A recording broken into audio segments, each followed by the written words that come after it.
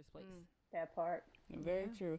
I don't know. Like, I feel like there was something about women maybe back then, and in my mind, I'm visualizing like, like old Southern couples, like women not feeling like, just feeling like extremely inferior to the male species altogether, and not Right. realizing that I can make moves. Like, I think female women now just feel like I can do the same thing y'all can do. So I'm every I woman. don't It's all in need me. you. Right. I don't need you to take care of me. I don't need to stay here for these kids. I don't need to, you know what I'm saying? Like, Mm-hmm. I don't need to stay in this situation for whatever reason.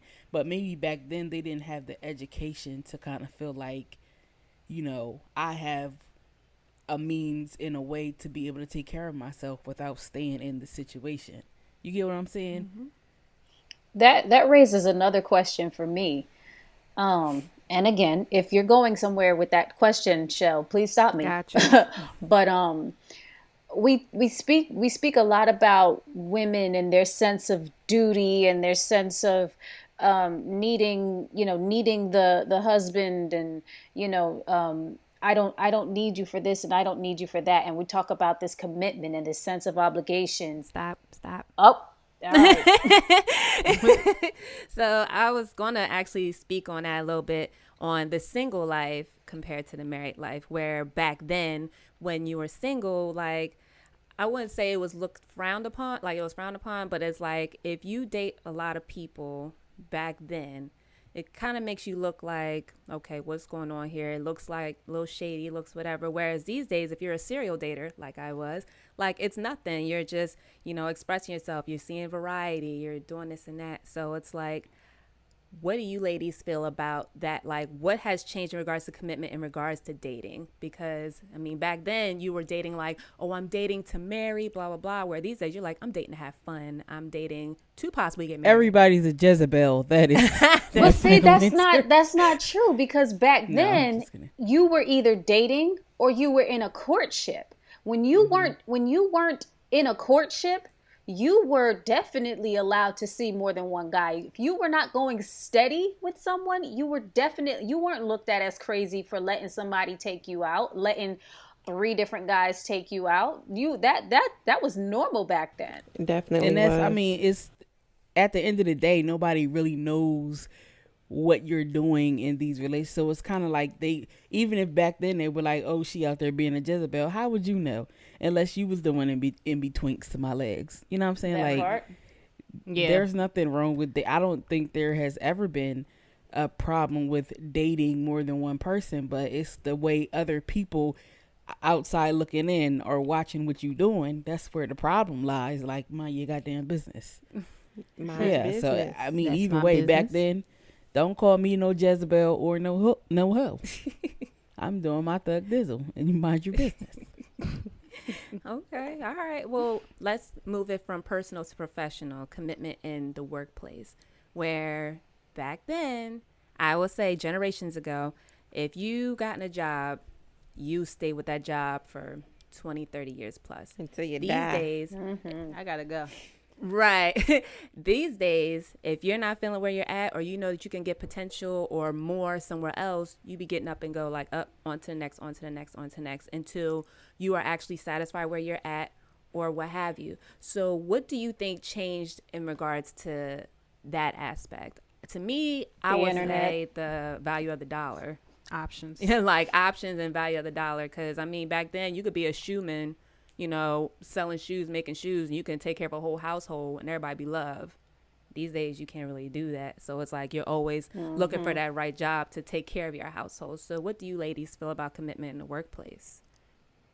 I feel like if you're not, if someone is not happy with the company that they chose, they're going to take that option to leave, regardless if you've been there 3 days, 3 months, or 3 years.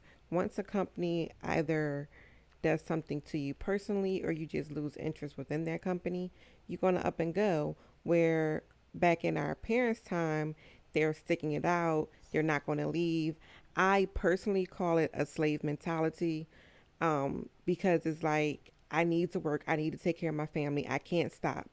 And where now it's like, oh, F this, I'ma stop.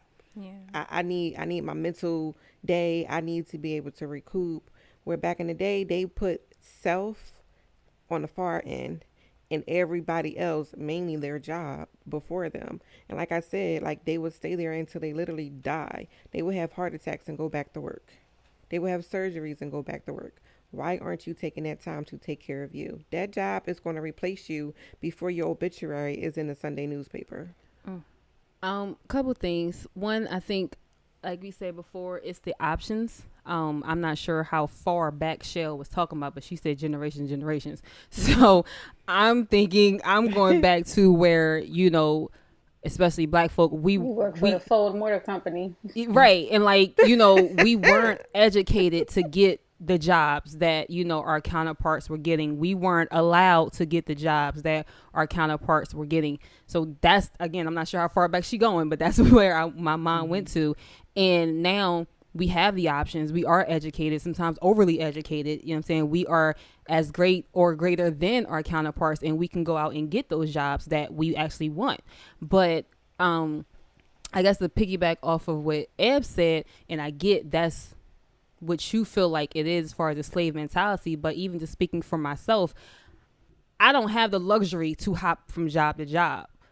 And it's not the thing of where if I'm unhappy here, I can't leave and I can't leave. Well, one, people start your employer going to start to look at you like, okay, you flim flamming because you hopping from job to job. How many jobs have you had within 1 year? And you're not an asset to this company. And two, for me personally, again, I have a child, Don't put that shit on so your resume. I can't again hop from job to job and not create the stability or not have that stability where I can then take care of my kid. So like I said, I get that's how you feel about it as far as the slave mentality, but I'm thinking about it as a woman and a mother mentality. I gotta do what the hell I gotta do until I can. I never said to leave and not have something set up. No, I'm never saying said that, regardless. though. But you said if you're not happy, why would you stay there? I could be not happy, but if I don't have anything set up, or even if I do have something set up, like I've had other job opportunities, but it's not going to benefit me to leave. And why am I going to keep going from job to job when that next job may not make me happy either? At least right here, I can. Well, yeah. At least right here, I can, either dig roots, keep putting in my 401k, or doing whatever I'm doing, opposed to hopping to the next one. I ain't happy there. Hopping to the next one. I ain't happy there. Again, it's starting to look bad on my resume because I got every 2 months I'm hopping somewhere, and I'm not creating that stability for my kid. Yeah, I agree.